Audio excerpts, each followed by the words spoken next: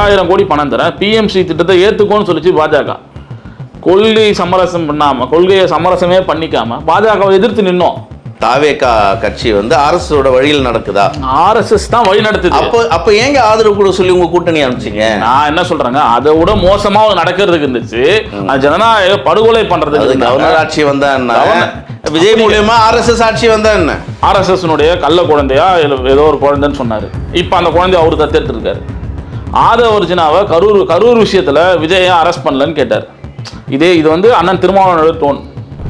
கரூர் விஷயத்துல விஜயை அரெஸ்ட் பண்ணலன்னு கேட்டார். இப்போ என்ன பேசுறாரு? நான் ஆதவ அர்ஜுனா கிட்ட அங்கேயே பேசினேன், ஆறுதல் தெரிவிச்சேன். ஏன்னா வன்னியரசன் நிறைய பேர் ஏத்துக்காம நிறைய பேர் வேலை செய்யல. திமுக காரன் வேலை செஞ்சுதானே ஜெயிச்சிங்க.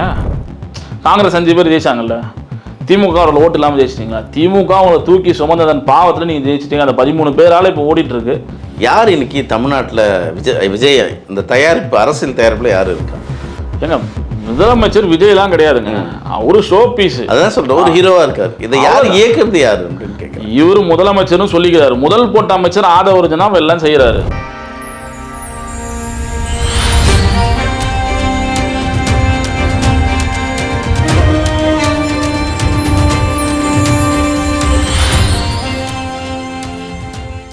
வாகை தமிழ் நேயர்களுக்கு வணக்கம்.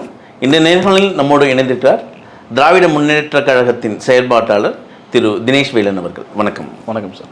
இப்போது குறிப்பாக இன்னைக்கு சமூக வலைதளமாக இருக்கட்டும், மக்கள் மத்தியில் இருக்கட்டும், மு.க. ஸ்டாலின் அவர்கள் சுற்றுப்பயணம் மேற்கொண்டிருக்காரு. அது எதுக்காகன்னா திமுகவும் பிஜேபியும் இணையறதுக்காக தான். சிறுசேரி மடத்தில் ஒரு கூட்டம் நடந்தது, அது பிஜேபியோட கூட்டம். வருகின்ற 2029 பாஜகவுடன் கூட்டணி கைகோர்க்க போகுது அப்படின்றாங்க. இதுதான் இப்படியே பேசியே தான். எதனா ஒரு முகாந்திரம் இருக்கா, ஏதோ ஒரு ஃபோட்டோ இருக்கா? நீ கைப்பட போயிட்டு எடப்பாடி பழனிசாமி தான் அந்த கட்சியினுடைய இந்த டேட் வரைக்கும் பொதுச் செயலாளர்.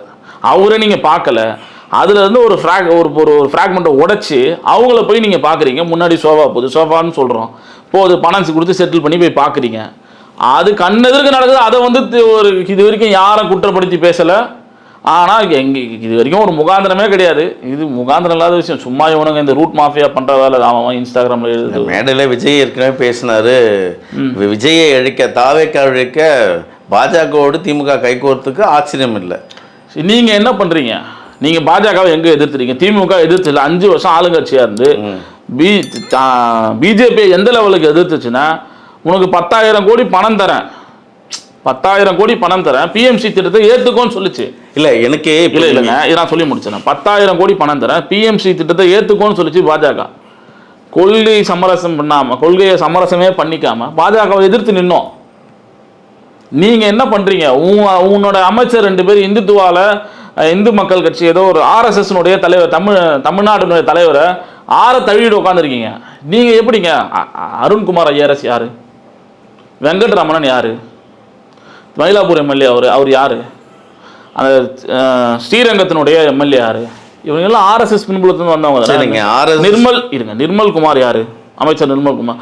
எல்லா கூட இருக்கிற பூரா பையனா ஆர்எஸ்எஸ் பையனை வச்சுக்கிட்டு நீ எங்களை நீங்க பழி சொல்றதுக்கு என்ன இருக்கு? இல்ல தெளிவா உங்களுக்கு தெரியுது விஜய் ஆர்எஸ்எஸ் நடக்கிறார். நாங்க கூட சொல்லுங்க, அண்ணன் திருமாவளவன் தான் சொன்னாரு ஆர்எஸ்எஸ் தத்து பிள்ளையா வளர்ப்பு பிள்ளையா சொன்னாங்க. நிலைப்பாடு என்ன? விஜய் அரசியல் தாவேகா கட்சி அரசோட வழியில் நடக்குதா? ஆர்எஸ்எஸ் தான் வழி நடத்துது. அப்ப ஏங்க ஆதரவு கூட சொல்லி உங்க கூட்டணி அனுப்பிச்சிங்க? நான் என்ன சொல்றேங்க, அதை விட மோசமா நடக்கிறதுக்கு இருந்துச்சு. ஜனநாயக படுகொலை பண்றதுக்கு கவர்னர் ஆட்சி வந்தா என்ன, விஜய் மூலியமா ஆர்எஸ்எஸ் ஆட்சி வந்தா என்ன? இதை தடுக்க முடியும். ஜனநாயக வழியில எங்களுக்கு தடுக்கிறதுக்கு வழி இருக்கு. ஒரு போராட்டம் பண்ண முடியும், ஏதோ ஒன்று செய்ய முடியும். கவர்னர் ஆட்சி என்ன போராட்டம் பண்ணுவீங்க? தூக்கி உள்ள வைப்பானுங்க. இப்போ நான் ஒரு போராட்டம் ஒரு பேச்சுக்கு சொல்றேன், திமுக சார்பா, ஒரு இளைஞரணி சார்பாவோ, மாணவர் அணி சார்பாவோ, திமுக சார்பா இருக்க போதா 6 மாதமோ 1 வருடமோ? அந்த 6 மாசத்துல எங்க ஓபிஎஸ் இருந்த 3 மாசத்துல எல்லாத்தையும் பண்ணிட்டு போயிட்டாங்க. ஓபிஎஸ் இருந்த 3 மாசத்துல மொத்த வேலையும் செஞ்சுட்டு போயிட்டாங்க. இது அந்த மாதிரி நடக்கக்கூடாதுன்றதுக்காக முன்னெச்சரிக்கையாக தான் எங்கள் தலைவர் செஞ்சிருக்கு. எங்களுக்கு விட்டுட்டு போறதுல ஒன்றும் இல்லைங்க. விஜய் ஆதரிச்சு விஜய் சிஎம் ஆகணும் நாங்கள் கட்சி நடத்துகிறோம் கிடையாது. ஜனநாயகத்தை குழி தோண்டி புதைச்சிருவானுங்க. அப்போ அதுக்கு சரி போய் இருந்துட்டு போட்ட ஏதோ ஒரு தனி மெஜாரிட்டியில் வந்திருக்கான் போட்டோன்னு நினச்சி தானே விட்டாரு. அவருக்கு என்ன இருக்கு? தமிழ்நாடு மக்கள் கண்டமாயிருவாங்க, தமிழ்நாடு மக்களை நாசம் பண்ணிடுவாங்க. இப்போ உங்கள் கூட்டணியிலிருந்து பிரிந்த அந்த கட்சிகள் உங்கள் கட்டுப்பாட்டில் தான் இருக்கா? அது அவங்களோட நிலைப்பாடு. நீங்கள் சொல்கிறீங்க தலைவர் தான் அவங்களை வழி அனுப்பிச்சு வச்சார். ஆமாம், கவர்னர் ஆட்சி இங்கே வரக்கூடாது, எங்கள் தலைவரே தெளிவாக சொல்லிட்டாரு, உள்ளே போயிட்டு ஆட்சியை பார்த்துக்குங்கன்னு சொல்கிறாரு. இப்போது அந்த கூட்டணிகள் ஐயுஎம்எல்லாக இருக்கட்டும், விசிகாவாக இருக்கட்டும், இடதுசாரிகளாக இருக்கட்டும், இவர்களெல்லாம் உங்கள் கட்டுப்பாட்டில் இருக்காங்களா? யாரும் எங்கள் கட்டுப்பாட்டிலே இல்லை, இருக்கவும் வேணான்ற நான். எங்களோட எங்கள் ஒரு கட்சி தொண்டனோட நிலைப்பாடு, அடுத்ததில் திமுக தனிச்சு நின்னாலே ரொம்ப ஈஸியாக நம்ம ஜெயிச்சுட்டு போயிடுவாங்க. இவங்களை தூக்கி சுமந்து ஒருத்தருக்கும் ஒரு பேக் ஃபால்ட் இருக்குது. திருமாவளவன் எல்லாரும் ஏற்றுக்கிறாங்களா? எல்லாரும் ஏற்றுக்கிற மாதிரி நடந்துக்கிட்டீங்களா? கொஞ்சம் அவரோட ஸ்டேட்மெண்ட் ஒரு 10 நாள் ஸ்டேட்மெண்ட் எடுத்து பாருங்கள். விஜய் அவர் என்ன சொன்னார்? முதலமைச்சர் ஆர்எஸ்எஸ்னுடைய கள்ள குழந்தையா ஏதோ ஒரு குழந்தைன்னு சொன்னார். இப்போ அந்த குழந்தைய அவர் தத்தெடுத்துருக்காரு. ஆதவர்ஜினாவை கரூர் விஷயத்தில் விஜயை அரெஸ்ட் பண்ணலன்னு கேட்டார். இது வந்து அண்ணன் திருமாவளவனோட டோன். கரூர் விஷயத்தில் விஜயை அரெஸ்ட் பண்ணலன்னு கேட்டார். இப்போ என்ன பேசுறாரு? நான் ஆதவர்ஜினா கிட்ட நான் அங்கேயே பேசினேன், ஆறுதல் தெரிவித்தேன். அப்போ நீங்கள் என்ன பண்ணுறீங்கன்றது எங்களுக்கே அதிர்ச்சியாக இருக்குது. எனக்கே அதிர்ச்சியாக இருக்கப்போ எங்கள் தலைவர் நிலைமை யோசிச்சு பார்க்க உண்மை கஷ்டமாக இருக்குது. பேச முடியல, கஷ்டமாக இருக்குது. ஏன்னா அவரை இப்போ ஏமாத்திருக்கீங்கல்ல தலைவரையும். நான் திண்டிவனத்தில் அண்ணன் ஜெயிச்சாரு, இவர் ஜெயிச்சிருக்காரு. நேரம் பார்த்து கால வர்றாரா திருமாவளவன்? இதை மாதிரி இப்போ வாடுறா. இப்போ 93 பார்த்துட்டோம், ராஜாஜி பார்த்துட்டோம், எல்லாரும் வாரிட்டு போனவங்களாம் என்ன ஆனாங்கன்னு நாங்கள் பார்த்துட்டோம். அவங்களுக்கு மலர் வளையம் ஆள் வைக்காமல் ஆள் இல்லாமல் நாங்கள் தான் போய் மலர் வளையமே வைப்போம். அது வேறு டிபார்ட்மெண்ட், அதை விட்டுருங்க. நான் என்ன சொல்கிறேன்னா, இது ஆதவர்ஜினா விஷயமா இருக்கட்டும், அதுக்கப்புறம் அவங்க ஆறுதல் தெரிஞ்ச விஷயமா இருக்கட்டும், எல்லாமே கூட இருந்து நீங்கள் செஞ்சீங்க. திண்டிவனத்தில் இதே வன்னியரசனனுக்கு உங்கள் கட்சி ஆளுங்க வேலை செய்யலை.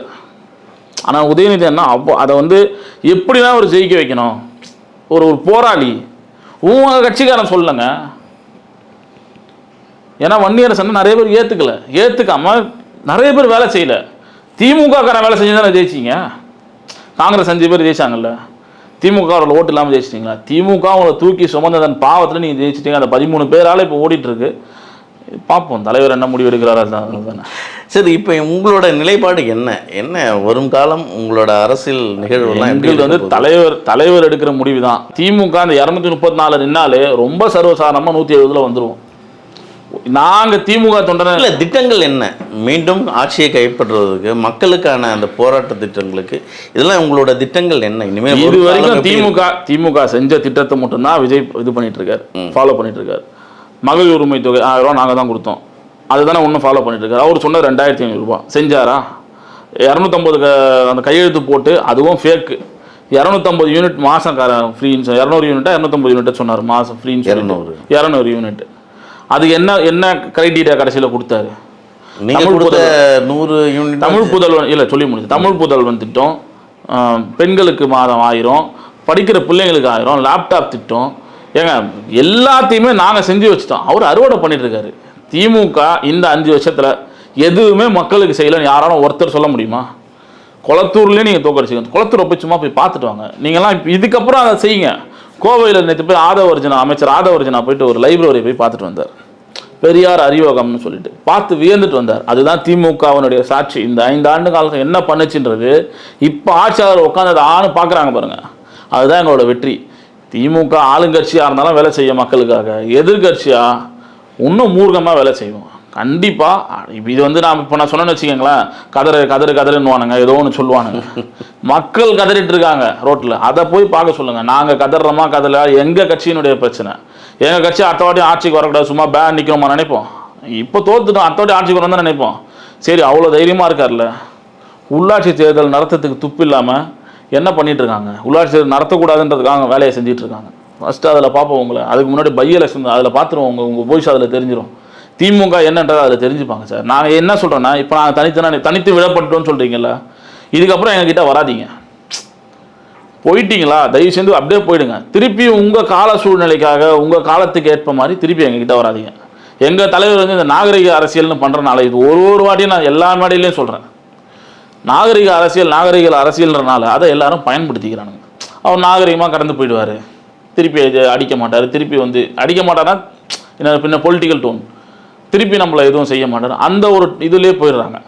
இதுவே எல்லாரும் இப்போ கூட என்ன சொன்னாங்க, விஜய் வந்தது காரணமே அவர் வந்து அமைதியாக இருந்தது காரணம், நாகரிகமாக இருந்தது காரணம். ஜெயலலிதா மாதிரி இல்லை, நாகரிகமாக ஜனநாயகவாதியாக இருக்கிறது எங்களுக்கே கஷ்டமாக தான் இருக்குது.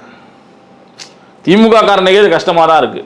ஏன்னா அடுத்த நாள் என்ன பண்ணிடுறாருன்னா, நாங்கள் ஜெயிலுக்கு போயிட்டால் கூட பரவாயில்ல, ஏதோ ஒன்று பண்ணிவிட்டு நாங்கள் சொல்கிறது தப்பான ஒரு விஷயத்த பண்ணிவிட்டோம், இது மாதிரி ஒரு பொம்பளை விஷயத்தில் மாட்டியோ இல்லை ஒரு சீட்டிங் பண்ணிவிட்டோம், அந்த மாதிரி போனால் நீங்கள் ஜெயிலுக்கு அனுப்புங்க, கட்சியிலேருந்து கூட எடுத்துருங்க. கட்சிக்காக சண்டை போட்டு கட்சிக்காக எதனா பேசினாலே நாங்கள் எங்களே ரிமைண்ட் பண்ணி எங்களை அடுத்த நாள் முரசொலியில் கட்டம் கட்டிடுறாரு. அதுவே எங்களுக்கு கஷ்டமாக இருக்குது. அந்த விஷயத்தெல்லாமே வந்து தலைவர்கிட்ட அதெல்லாம் கூட இந்த வாட்டி சொல்லியிருக்கோம். தலைவர் எடுக்கிற முடிவு தான் 100%. இப்போ எதிர்கட்சியாக நாங்கள் செயல்படுறோம். விஜய், முதலமைச்சர் விஜய் சட்டமன்றத்தில் கேள்வி கேட்டால் முதல் சட்டமன்றத்தில் பதில் சொல்கிறதுக்கான வேலையை செய்யணும். அவர் டைரக்டர் எழுதி கொடுத்தா தான் நடிப்பார், அசிஸ்டன்ட் டைரக்டர் இருந்தால் தான், ஜெகதீஷ் இருந்தால் தான் நடிப்பார். இப்படிலாம் இருந்தால் இது இது மக்கள் பார்த்து தெரிஞ்சுக்கணுன்றது எங்களோட ஆதங்கம். சரி, இன்னைக்கு முதலமைச்சர் ஒரு ஹீரோ சி ஜோசப் விஜய், யார் இன்னைக்கு தமிழ்நாட்டில் விஜய் இந்த தயாரிப்பு அரசியல் தயாரிப்பில் யார் இருக்கா? ஏங்க முதலமைச்சர் விஜய்லாம் கிடையாதுங்க, ஒரு ஷோ பீஸ். அதான் சொல்கிறேன், ஒரு ஹீரோவாக இருக்கார். இதை யார் இயக்குறது யார் அப்படின்னு கேட்குறேன். இவர் முதலமைச்சர்னு சொல்லிக்கிறாரு. முதல் போட்ட அமைச்சர் ஆதவர்ஜனா எல்லாம் செய்கிறாரு. அவர் முதல் போட்டிருக்காரு, அவர் முதல் போட்ட அமைச்சர், இவரும் முதலமைச்சர்னு சொல்லிக்க வேண்டியது தான். ஏங்க ரொம்ப சிம்பிளுங்க. ரொம்ப நீங்கள் அவ்வளோ விஷயம்லாம் யார் முதலமைச்சர் என்ன செயல்படுறாங்க அதெல்லாம் விட்டுடுங்க. ஒரு ஒரு இவர் சிங்கப்பெண்கள்னு ஒரு திட்டத்தை துவக்கிறதுக்கு இருந்தார் ஒரு 4 நாள் 5 நாள் முன்னாடி நினைக்கிறேன். அதை விட உங்களுக்கு வந்து உன் கூடவே ஒட்டி பிறந்த மேனேஜருடைய வீட்டுக்கு கிரகப்பிரவேசம் உனக்கு முக்கியமா? அது துவக்கி வைக்கிறதுக்கு எவ்வளோ நேரம் ஆக போகுது? அப்போ நீங்கள் பெண்கள் பாதுகாப்பு பேசுறதுக்கு உங்களுக்கு என்ன அழுகை? டிஜிபி நியமிக்கல, அதனால அந்த திட்டம் இதெல்லாம் வந்து சும்மா சப்பக்கட்டு அப்படின்னா. ஏன் இதுக்கு முன்னாடி டிஜிபி ஒரு விஷயத்துக்கு இல்லாமல் இது வரைக்கும் நம்ம பண்ணதே கிடையாதா?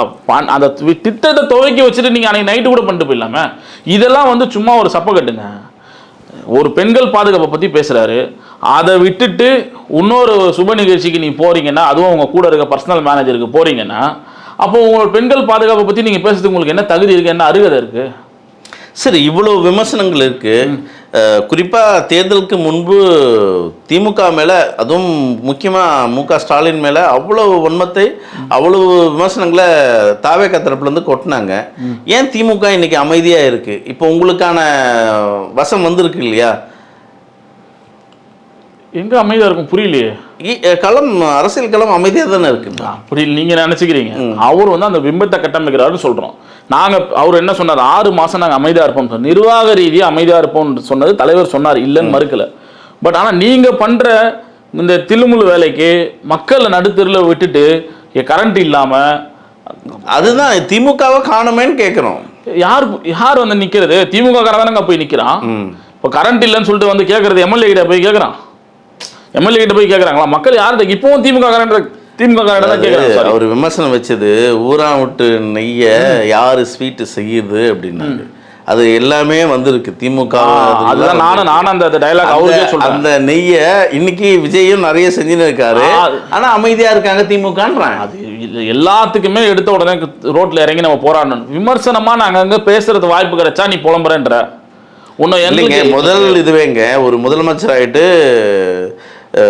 பிரதம மந்திரியை சந்திக்க போறாரு, தனி விமானம், கிட்டத்தட்ட எவ்வளவு கோடி செலவாயிருக்குன்னு உங்களுக்கு தெரியும். கண்டிப்பா யாருமே அரசியல் சம்பந்தப்பட்ட, தமிழ்நாட்டு சம்பந்தப்பட்ட அதிகாரிகளோ யாருமே கிடையாது. விஜயுடன் நட்புல இருக்கிற வட்டாரம் தான் அந்த 9 பேரும் போறாங்க. இல்ல எல்லாருமே திமுக பார்த்து வேடிக்கை பார்க்குது. இல்ல மக்கள் வரிப்பணும்.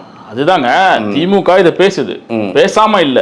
நம்ம கேள்வி கேட்கிறோம், அதை மழுங்கடிக்கிறீங்க மெயின் ஸ்ட்ரீம் மீடியால. இப்போ விஜய் ஒரு ட்விட்டர் சும்மா ஒரு சின்ன பதிவு, ஒரு கமா வச்சா கூட அதை இந்த மீடியா என்ன பண்ணுது? இல்லைங்க, த்ரிஷா தனியே கான்வாய் கொடுக்குறாங்க. யாரோட வரி பண்ணுங்க? இதெல்லாம் தாங்க நாங்க கேள்வியா கேட்கிறோம். இதெல்லாம் நாங்க கேள்வியா கேட்டா இதே மீடியாக்கள் என்ன பேசுறீங்கன்னா அவங்க தனிப்பட்ட விஷயம், த்ரிஷா வந்து அவங்க பர்சனல் விஷயம் சொல்றீங்க.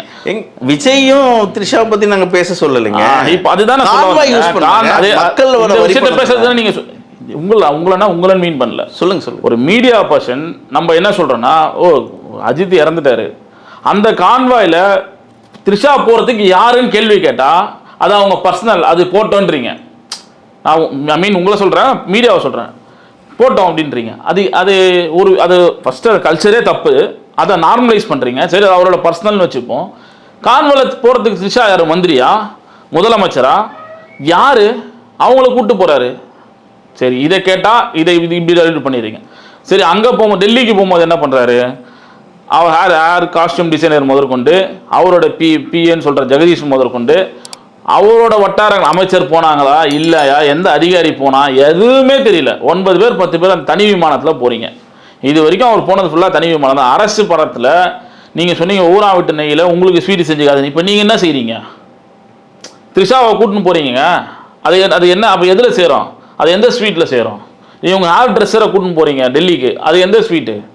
இதெல்லாம் நம்ம கேள்வி கேட்டால் இதை யாருக்கு மக்கள்கிட்ட கொண்டு போய் சேர்க்கணும்? திமுகவே கொண்டு போய் சேர்க்கணுமா? திமுக கேள்வி கேட்குது, கேள்வி கேட்காம இல்லை. அண்ணன் ஆராசா கேள்வி கேட்குறாரு, அண்ணன் தங்கம் தென்னரசு அண்ணன் கேள்வி கேட்குறாரு, அண்ணன் எம்எல்ஏ எழிலன் அண்ணன் வந்து முன்னாள் எம்எல்ஏ அண்ணன் வந்து அவர் வந்து அறிவாலயத்தில் உட்காந்து கேள்வி கேட்குறாரு. ஐடிவிங்களே ட்விட்டரில் போடுறோம். இப்போ இருக்க அண்ணன் உதயநிதி ஸ்டாலின் அவர்கள் ட்விட்டரில் போடுறாரு.